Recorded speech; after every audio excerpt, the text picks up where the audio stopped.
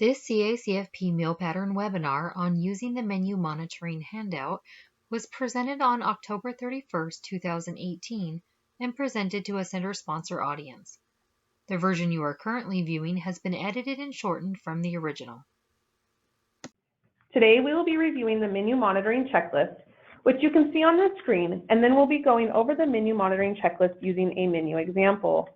This menu monitoring checklist will cover both the child, adult, and infant meal patterns.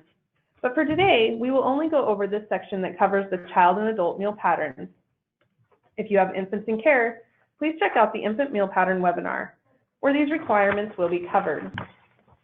The menu monitoring checklist is a handout that can be used to double check your menus. This is especially important if you're using cycle menus where you have several weeks of menus created, cycle through them. Cycle menus are typically 4 to 6 weeks long, so if you have any mistakes in your cycle menu, it can be repeated over and over again, and this can be costly if you're not meeting meal pattern requirements.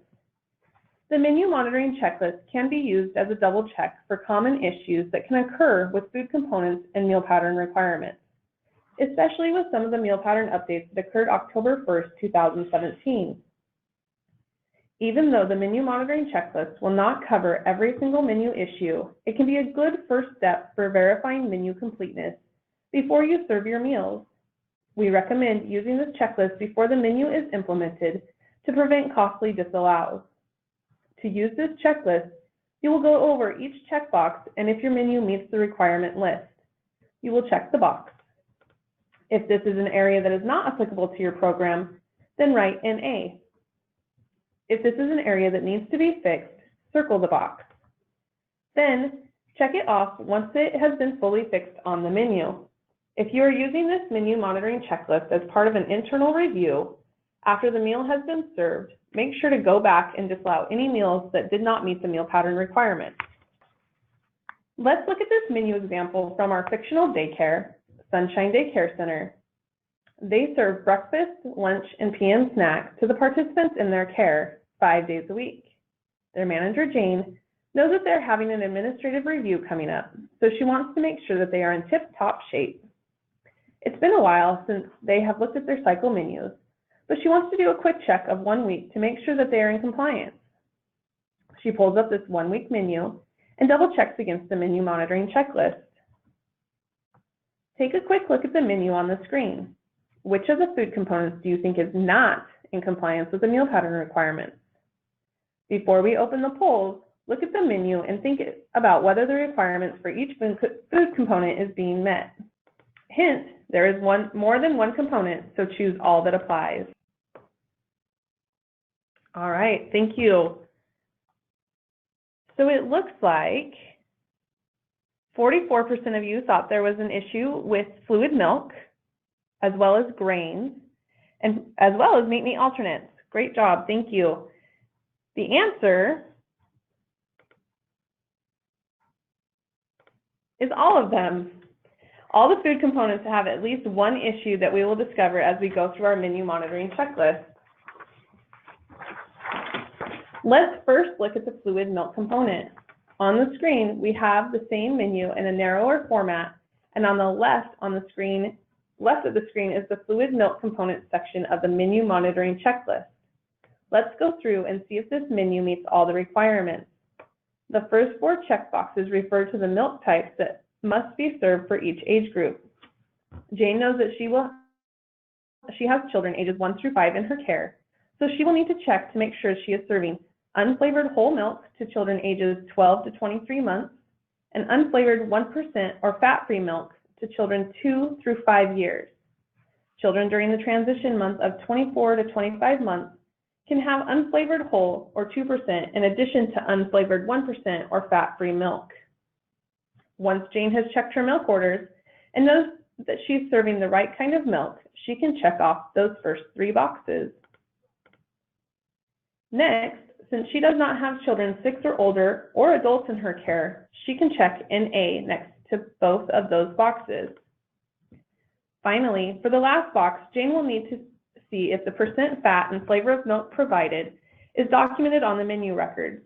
Looking at the menu, you can see it's not, so Jane will circle the checkbox. and then fix her master copy so that the % fat and flavor is added. As a quick note, this isn't required for the parent or classroom copy, just for the working menu that documents all the actual food served each day. Once this issue is fixed for her menus, Jane can go ahead and check off this box too. Next, let's look at the grains component. Let's go through each point on the menu monitoring checklist. Is at least one serving of grains each day whole grain rich? Jane will need to look at her menu and go through her documentation to verify that each day at least one item is whole grain rich. Right now, we have WG listed for Tuesday breakfast, indicating that the toast is whole grain, and we have WW bun for Tuesday lunch, indicating the bun is whole wheat.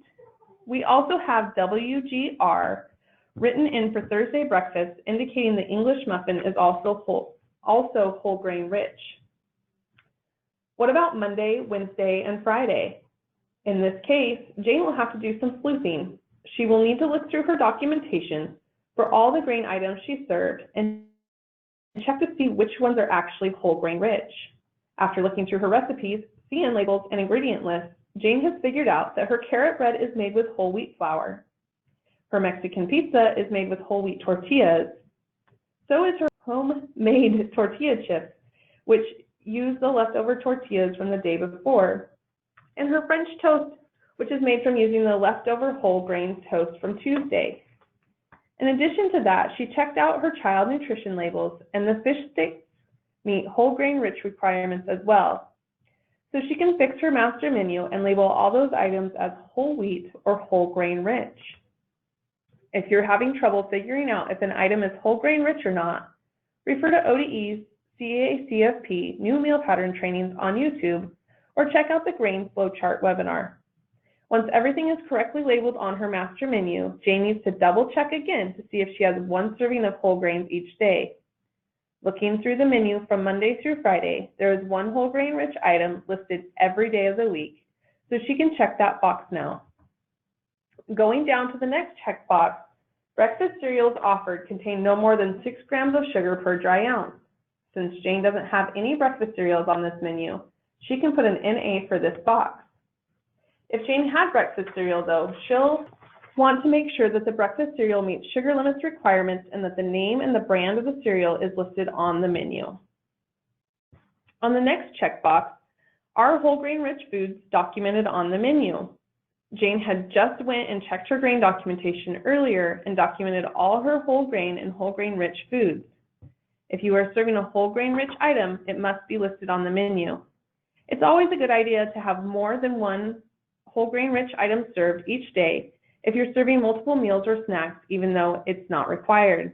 This is because having additional whole grain rich items provide more nutrition for your participants, and it also acts as a backup in case the planned whole grain rich item ended up not meeting whole grain rich requirements.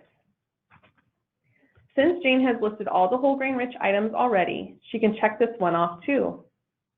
Next, this checkbox is regarding ounce equivalents, which will not be in effect until October 1st, 2019. You can put an NA there too, or check it off if you're already starting an ounce equivalents process. Finally, we have our last checkbox on grain-based desserts. Do you see any grain-based desserts on this menu? If you're paying attention to the snacks, you'll notice a few there. Right underneath the checkboxes on the checklist, there's also a short list of common grain-based desserts, and you'll see granola bars on there. Granola bars is on the menu, and so are lemon bars, which also count as a grain-based dessert. So Jane will circle this one. As she figures out what to do with her menu, Jane may need to consult with a cook or another staff member who's in charge of planning or budgeting the meals. If she's the one who's in charge of cooking the meals and planning the menu, she can decide what she would like to substitute instead. After looking through her purchase list and figuring out what would be an easy non-dessert item, Jane decides to remove the granola bars and lemon bars and substitute the granola bars with whole grain crackers and the lemon bars with some cheese sticks that she might have left over from earlier in the week instead. Once Jane updates her master working menu, she can check off this item too. Now we'll go into the meat alternate component. There are 7 checkboxes here. The first one states that nuts and seeds are only used to meet half of the meat alternate component at lunch or supper. There are no nuts or seeds on this menu, so Jane can put an NA here. Next, yogurt contains no more than 23 grams of sugar per 6 ounces. At first glance, Jane might not see any yogurt on this menu, but there's actually yogurt hidden in the berry smoothie for Wednesday's breakfast. For the breakfast, it looks like the smoothie is crediting for 3 different components, which is allowed. The berries credit as a fruit juice, the yogurt credits as a meat alternate, which is now allowed for breakfast up to 3 times a week, and the fluid milk is also included. Jane will need to check to make sure that the yogurt used meets the sugar limit. Looking at the yogurt, she sees that they're using Trader Joe's plain yogurt, which has 12 grams of sugar for every cup. Jane will check this against the sugar limit chart and see that it's within the sugar limit of 31 grams of sugar per cup. So Jane will check this box off. The next box asks, are the tofu, yogurt, and soy products on the menu commercially prepared and standardized? Yes, the yogurt is not made at the center, and she does not have any tofu or soy products on the menu.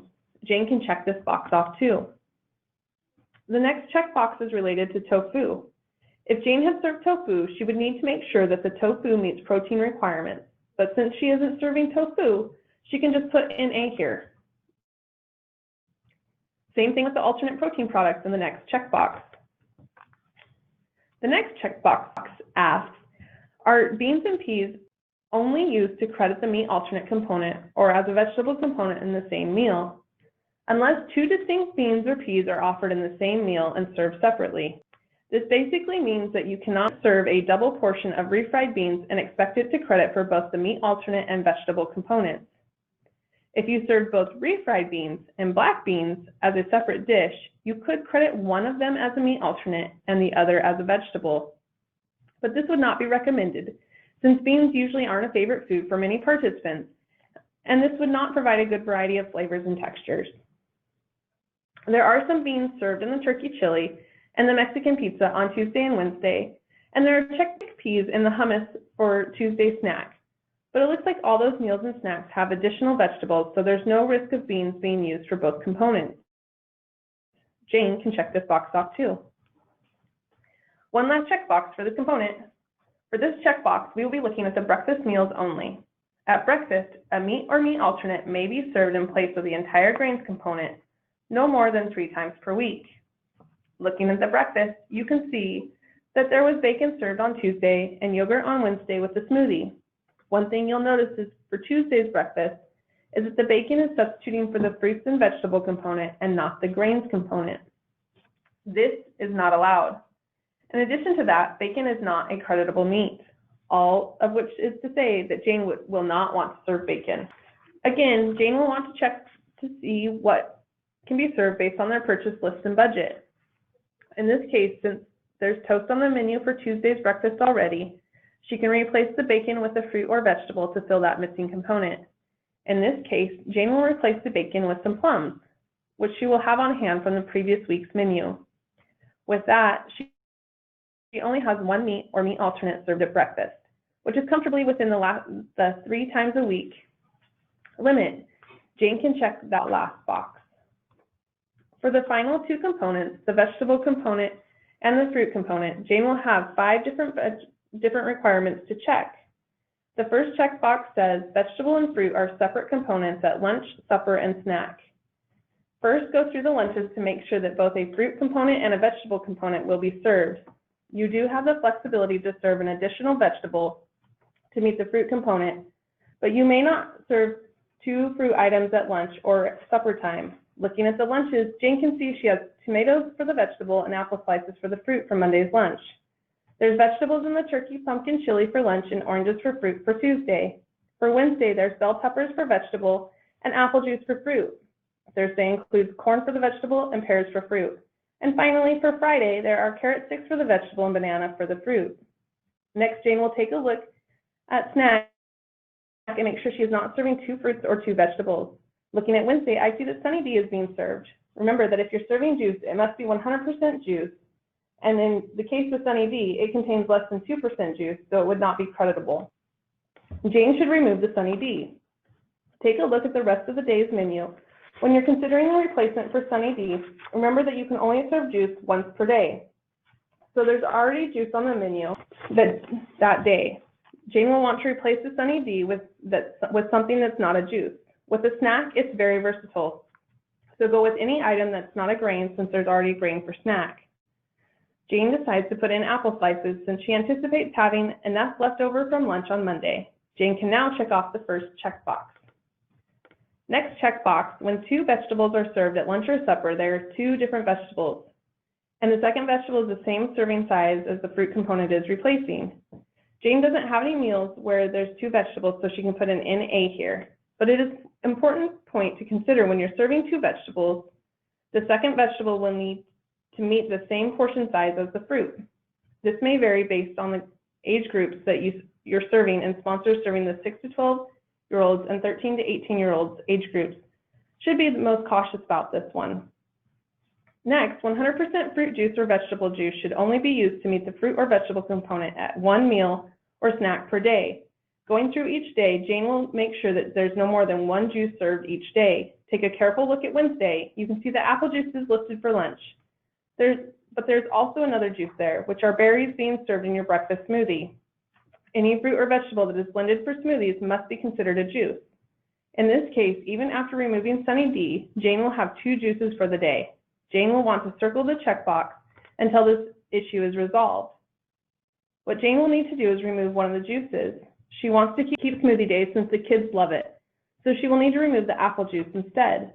This can be replaced with another fruit. Jane knows she will have some grapes coming in, so she puts in grapes instead. Grapes can be a choking hazard for young children, so if you're serving children 3 or under, make sure to cut grapes in half or serve alternate fruit for those younger age groups. Once Jane fixed the issue with the menu, she will check that box. The last 2 boxes have to do with crediting. If you have leafy greens or dried fruit on the menu, they credit differently than most other fruits and vegetables. This is because leafy greens are fluffy and have a lot of volume for the amount of actual vegetables, while dried fruits have the opposite problem, which is that they're very dense and they have very little volume for the actual size. In these cases, you will want to check your menus and recipes to make sure any time that you serve these items, you are crediting leafy greens for half their volume and dried fruits for twice their volume. Since there aren't any leafy greens or dried fruits on this menu, Jane will put an NA for both of those checkboxes. Once Jane is done with all 5 components, she will turn to the back of the menu monitoring checklist and make sure she's also meeting requirements for meal pattern preparation, meal service, and menu documentation. Remember that foods cannot be deep fat fried on site. If you're not an after-school at-risk center or adult daycare center on CACFP, you cannot use offer versus serve. Any type of sponsor, however, can use family-style meal services where meals are served on shared platters, like how you would eat at home. You will want to make sure, however, that all components are on the table and offered in the minimum portion size. Next, make sure you're cross-referencing the most recent meal pattern chart for portion sizes and meal component requirements, and that your serving sizes are the correct size for each age group you're serving. Finally, make sure that you're offering water to all participants throughout the day. This is especially important for younger children who may not be able to ask for water. We want to make sure that children are getting opportunities to be hydrated throughout the day. On the right side of the menu documentation requirements, first make sure that the nutrition fact labels are on file for all ready-to-eat cereals that are served. Make sure that both the brand name and the name of the cereal is documented. This is to help track breakfast cereals served and make sure that all cereals are meeting sugar limit requirements. Next, make sure that supporting documentations are on file for all whole grain rich items. The supporting documentation may vary based on which method you're using to credit the item as whole grain rich. For example, if you're using items from WIC whole grain food list, you'll want to make sure that you have an image of the front packaging or the packaging itself showing that it matches with the WIC food list item. Or if you're using the rule of 3, you'll want to make sure that you're saving both the front packaging and the ingredient list. On the next checkbox, just like with the breakfast cereals, make sure you have nutrition fact labels for yogurt and the yogurt name and the flavor documented on the menu. Again, this is to ensure that you're in line with sugar limit requirements. Below that, make sure that the nutrition facts labels are saved for tofu. This is to make sure that tofu meets that minimum protein amount of 5 grams for every 2.2 ounces served. Finally, you'll want to make sure that the combination foods and meat alternates that require CN labels, product formulation statements, or standard identity lists are saved and on file.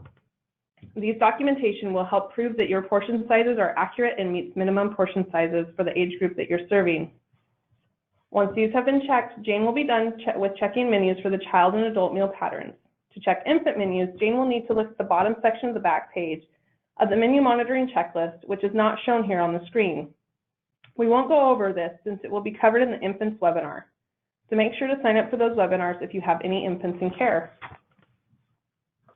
The menu monitoring checklist is most helpful when used in double-check menus before meals are served, since you can catch errors and make sure that you are able to serve reimbursable meals for meals being served under CACFP. However, the menu monitoring checklist can be helpful too if you're monitoring your own program or double-checking your menus after meals have been served. In these cases, you'll want to make sure that any meals which do not include all required components are disallowed and not claimed for reimbursement. Remember that when you get reimbursement under CACFP, you are certifying that all meals that are served and claimed meet all meal pattern requirements.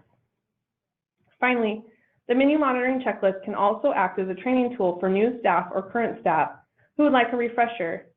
This checklist is especially helpful for cooks or anyone who needs to plan menus or develop contracts with vendors. The menu monitoring checklist, however, is not an all-inclusive tool. It cannot catch all problems with your meal pattern. So it's still a good idea to review the CACFP Policy and Procedure Manual, Chapter 8, on meal pattern requirements and any memos that may come to our office. What the menu monitoring checklist can do is provide a list of requirements related to recent meal pattern changes. Today, we looked at the menu monitoring checklist and compared it to the menu example from Sunshine Daycare. In our example, we went over some issues that were in the center's menu and looked how to address those items.